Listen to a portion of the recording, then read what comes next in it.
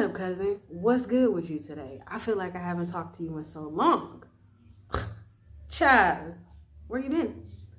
It's your girl, the Hood Alchemist, here bringing you the art of transformation, infused with so much flavor and so much culture. Y'all, I said flavor and culture.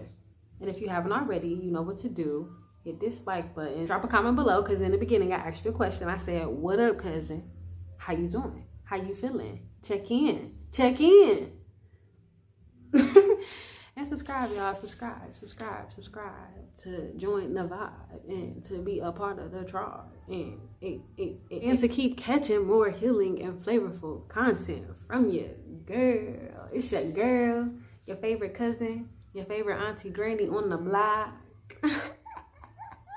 Soleilsoill. Hood Alchemist on play. Okay. I'm a little too tired for this video to be about the womb, but you know what? That's how passionate I am about this topic. That's how passionate I am, okay? Somebody's gonna talk about it, and I'm gonna talk about it. I mean, there's people talking about it, but I want to give my perspective. I'm looking down at my notes, but we're gonna get right into it. So, if you clicked on this video, it's probably because you have a womb or you're connected to someone with a womb and you would like to know, well, what is she talking about? And how is this possible? And let me see, let me judge, let me whatever. Even if you want to criticize, drop a comment below, okay? Let's get into a conversation. Let's have a discord about it, cousin, because we family. Somebody suggested that I call y'all cousins. And personally, I be doing that in the comments sometimes and when I meet people. So I thought it was a swell idea. And if there's somebody else who already does it, that's cool. That's cool. Because we are all expressions of God. So therefore, sometimes God gives us the same ideas, you know, and it's just our job to carry it in our different ways. So what's good, cousin? If you didn't know, we related now. So when you talk about the womb, you first have to even get into the understanding and the history of the womb. And I have a video called Decolonizing Your Womb, which I will link it below. But in that video, I talk about how the womb has been colonized and what it takes to decolonize the womb. And even just symptoms or things that show up, you know, things that have happened because of the history of our health systems, of how we've treated women, of how we've treated wombs, birth, like periods, all that. So I have a more in-depth video. So I'm just going to give a little breakdown. But if you really want to know the full tea, check that video out. But watch this one too. Spiritually, the womb, what it means outside of what we know and what our culture and our society has taught us, has always been a very sacred space.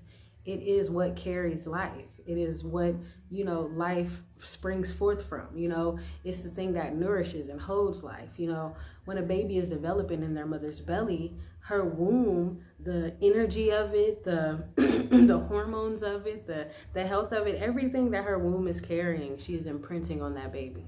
Emotions, you know, everything. Because the womb is a spiritual portal. It's a spiritual source. You know, people joke about that a lot when it comes to, like, you know, all of that, but people don't talk about just the significance of that on a day-to-day basis. And that is what that comes with being colonized, though. You know, it's like they take certain aspects of a people, culture, place, or thing, and they manipulate those things, take them from the people, and then in a lot of ways use the energy, but also use it against the people. And so we have trauma bonds with our wombs. We have trauma bonds with our feminine energy, with our mothers, you know, and all of this starts in the womb. So your womb is very important that you know, are aware and connected to it, and also have authority in the way that you care for and nourish it. You know, oftentimes when we talk about uplifting the community or saving people, a lot of that is remedied in just mothers. You know, they say if you know, like, you can heal a woman and you can heal an entire, like, village, or I'm obviously screwing the actual code up, but the essence of if you heal a woman, then you have the opportunity to heal an entire generation, an entire family line, just through her body, just through the way she speaks, the way she raises her family, the standards and the tone and beliefs that she sets. And when we talk about beliefs, you know, your womb is a place that houses a lot of the the energy, the emotions of yourself, the emotions of your lovers, the emotions of your children, the emotions of the women who came before you, the ancestors who came before you. And it is through the work of healing and nourishing our womb and birthing it back to life that we, in essence, do that for ourselves, do that for our families, do that for our children, do that for our feminine energy. So for women to really truly be empowered and grounded in their intuition, in their gifts, in their purpose, you have to have a connection with this place. And not just women, because obviously there are people who have wombs who don't identify as women or whose genders aren't in alignment with that, but still they carry wombs, and still there's a part of them that honors that journey just by carrying the womb. So it still is significant for you to have a connection with that part of your body, with that energy, with that understanding, with that journey, you know? So I'm going to give you a few tips. I think I got 7. It's not going to be long and lengthy though, so don't start tripping because I said 7. Just keep watching. Okay, have some patience, but it's going to be 7 tips on how to naturally heal your period, your menstrual cycle, your womb, how to naturally heal your connection to your feminine energy, to your womanhood. Okay, so let's get into it. So the first thing we need to understand is the difference between the period and the menstrual cycle. So the menstrual cycle is the entire process and cycle of your period. That includes ovulation, that includes the actual time your period is coming, that includes the days in between all those things. It is the entire process, menstruation, you know, menstruation. That's why when women get older, they go into menopause, because your menstruation has paused. See, just gotta read sometimes, but it's right there in your face, I promise you. But your menstrual cycle, and so what we know as a period is just the time that a woman is actually on her, when she's bleeding, you know, when the egg has released and the blood, the flow is flowing, okay? The flow is flowing, okay? And so a lot of times we even try to treat our problems with our womb during our period, and that's not the time. You should be utilizing the different parts of your entire menstrual cycle to have different types of things that you do, you know, to help your body prepare for your period to come, or for motherhood if that's what you're wanting, you know, just to help your body be nourished in its own process. And so having that understanding, the first thing you should do is start tracking your period.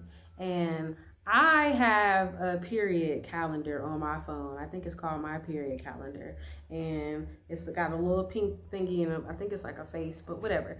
I track my period on there. So whenever my period starts, whenever it finishes, I go put that in my calendar. Whatever type of symptoms or anything I'm having, I note that. I also know that I tend to bleed with the moon, so I'll notice if it's the full moon or the new moon, which cycle of the moon that I'm connected to. And I'll pay attention to all of those things. So when you track your period, that first off helps you understand even the time frame, a window of transformation, of healing, of, you know, that you're dealing with. Like, you can know when your energy is going to be where just by how your period is, you know. So first off, start tracking your period. If you don't want to download the app, you can do it the old-fashioned way. I used to just write it in my journal, you know, or if I had a calendar, I would put a P on the day, like PS, or like, you know, like, well, I guess it's both PS, but I would put something to let myself know that, you know, it came and it went, and I would pay attention. And so that would be the first thing that you want to do to start reclaiming your connection with your cycle, and also beginning the healing phases of your cycle. The other significant thing about that, even just recognizing the time, is because we have been conditioned to believe that having long periods is normal. And I've heard teachers, even if you've heard of Dr. Lalea Africa, who has recently become an ancestor, so ashe to his soul. But Iba ashe, oh yes. But there are some people who say that, like, bleeding the way we do is just completely unnatural. Like, we shouldn't bleed more than a day, and it should be light, and like, you should barely feel it. There should be no pain. Like, you shouldn't even have to wear a pad or anything. It should just be like some blood has released. But most people typically say that your period shouldn't be longer than 3 days, you know, and if your period is longer than 3 days, then that is showing that your period is unhealthy, and there's still some things that is, you know, blocking the process, or, you know, that you're having to work through. And so you want to pay attention to the time before your period, your hormones, what you're eating, like what it is you're craving, what you're thinking about, what you're feeling. Do you all of a sudden get depressed and start just thinking the worst about yourself? You know, you want to think about the time during your period. What do you feel like? Are you fatigued? Are you same things, like thinking about your emotions, thinking about how your body actually feels? The time after your period. Some people get through their whole period fine and then get to the end and they just fall apart, you know? But even paying attention to that gives you kind of a metaphor of a pattern of just your energy and how you are, and, you know, and as you begin to tune into that, it gives you a deeper understanding.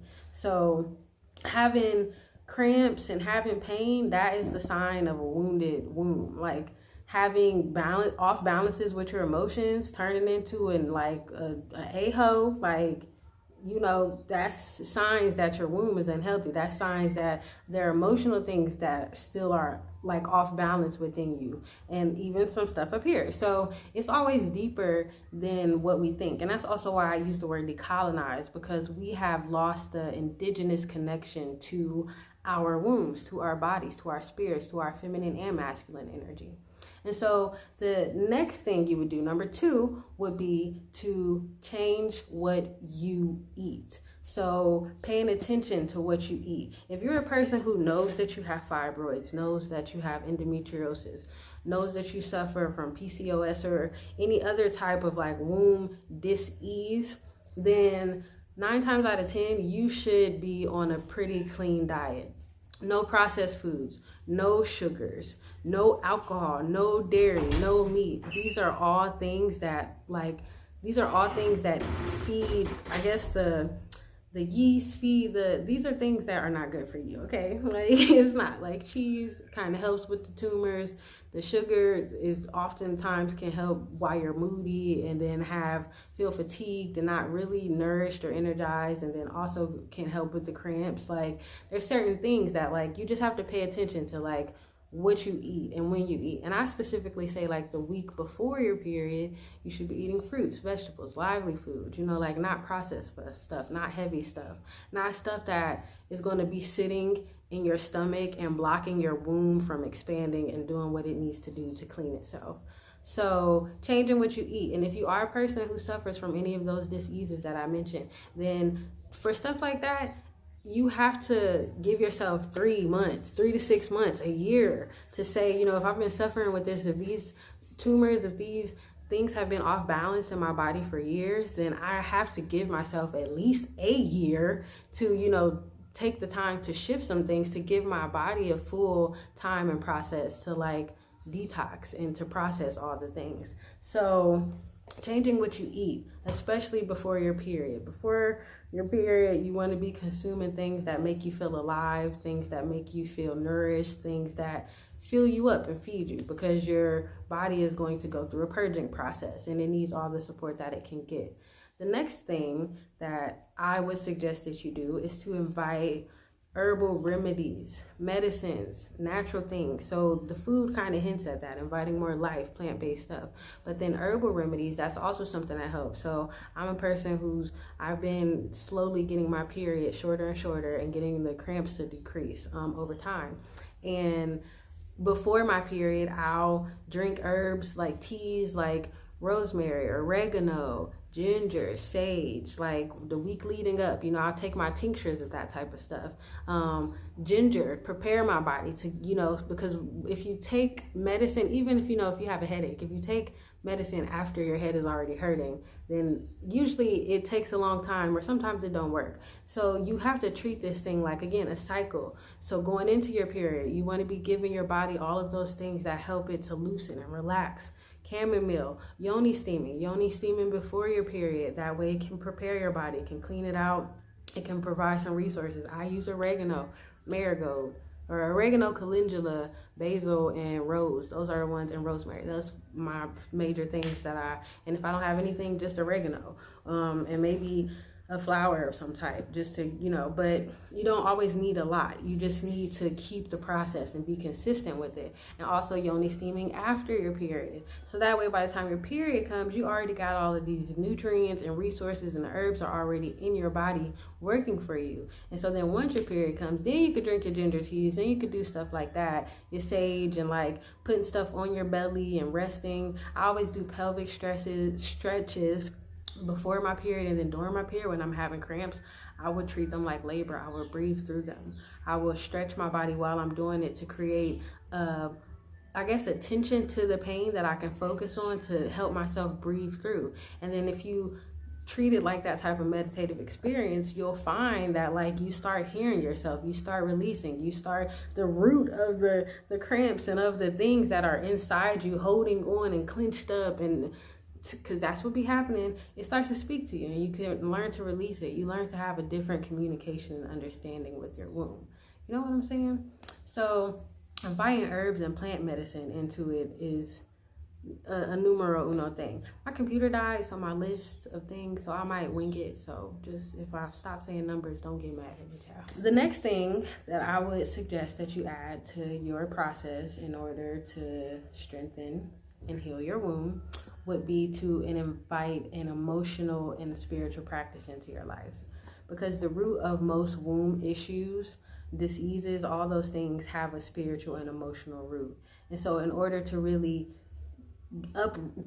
pull it up from the roots, you have to actually speak to and heal the root. And so the womb is the center that holds our emotions. It holds our creativity. It holds our sexual energy. It holds so much, and it holds so much of what is connected to just our spirit and to our hearts. You know, it is the center of life in the body. And so you just imagine all the stuff that you take into your womb and don't heal, on top of the stuff that was given to you, like family stuff. Everybody has ancestral trauma, generational trauma.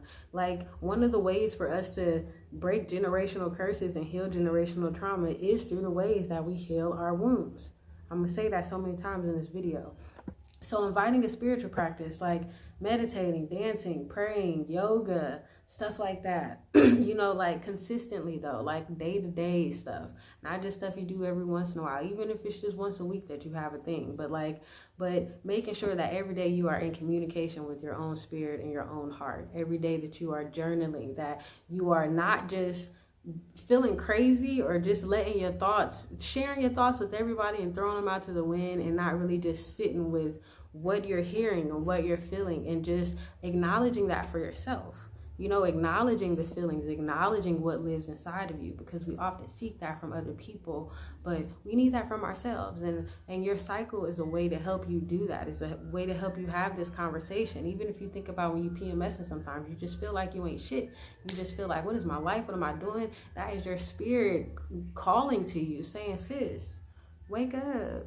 Like, we have babies, we have dreams, we have things in here that want to get out, and I need you to help it get it out. So cultivating some type of spiritual practice is key to like reclaiming and healing your womb.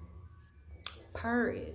You also have to be patient, because this is a lifelong process. This is something that's not just going to happen overnight, but it requires faith.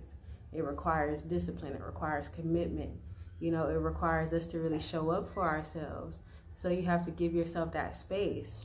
And another thing, which I think this is going to be my final tip, because this video is getting lengthy, is you have to pick partners who support the healing and nourishing of your womb. You have to pick partners who are pouring into that and holding space for your feminine and masculine energy. Especially your feminine energy, though, if you got a womb and you can't get away from it. You know, like, you have to pick environments and energies that pour into that. And you have to set that standard and that tone for yourself.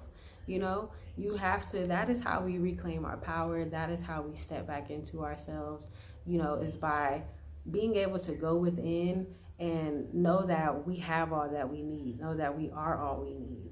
And being able to share that with the people around us is what makes the nurturing and the all the things that you think about when you think of mothers and wombs and what feminine energy, you know, looks like. You know, it's like that comes from a place of you first being that to yourself, first having that for yourself, first learning that through yourself.